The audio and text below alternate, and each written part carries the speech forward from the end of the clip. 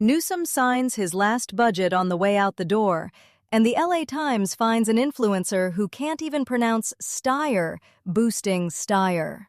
Two stories, one race.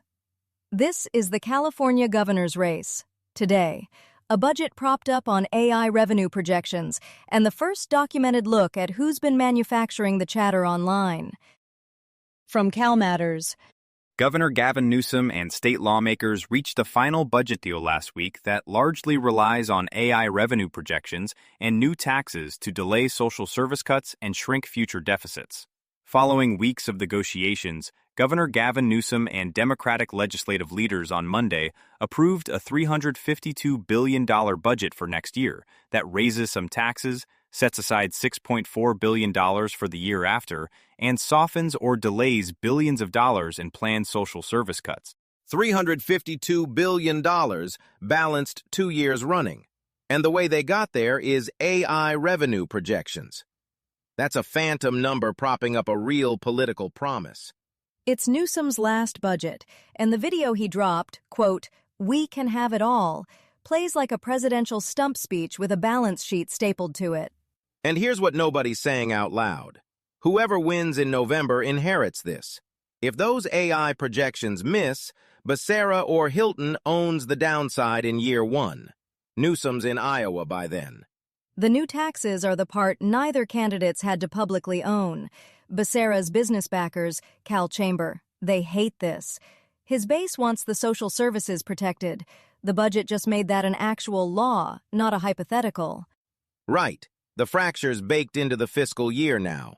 New taxes his institutional money hates, service protections his voters demand. He can't split that down the middle in a campaign. Bessette Pitney, with Ben Weider. What they do not include is a disclosure that their creators were paid by the Steyer campaign to produce the videos, according to a complaint filed this week with California's Fair Political Practices Commission and a Times review of the posts. The complaint alleges that the Steyer campaign failed to notify the influencers it hired of their obligation to inform their audience when their posts have been sponsored by the campaign. So this is the documented part. And credit Ben Weider at the LA Times here. This is his reporting.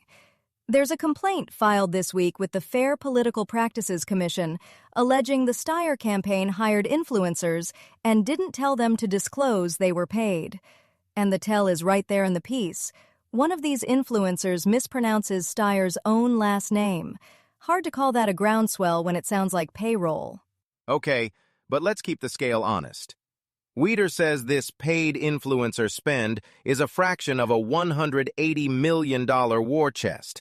I'm less interested in the disclosure violation than in where this machine goes now that Steyer finished third and he's out. California passed that disclosure law in 2023, one of the only states with one. So the FPPC complaint actually has teeth here, and that makes this more than a gotcha clip. Sure, but a fraction of $180 million is still real money and real infrastructure. Does Bessette absorb that network, or does it just dissipate? That's the math I want. If you're tracking California politics, you might also like San Francisco Politics and Urbanism Daily, covering City Hall, Muni, housing abundance, public safety, schools, and small business permitting. Find it wherever you listen to podcasts. We've got links to every story from today's briefing in the show notes, so if one story caught your ear, you can dig into the source material there. That's the California governor's race for today. This is a Lantern podcast.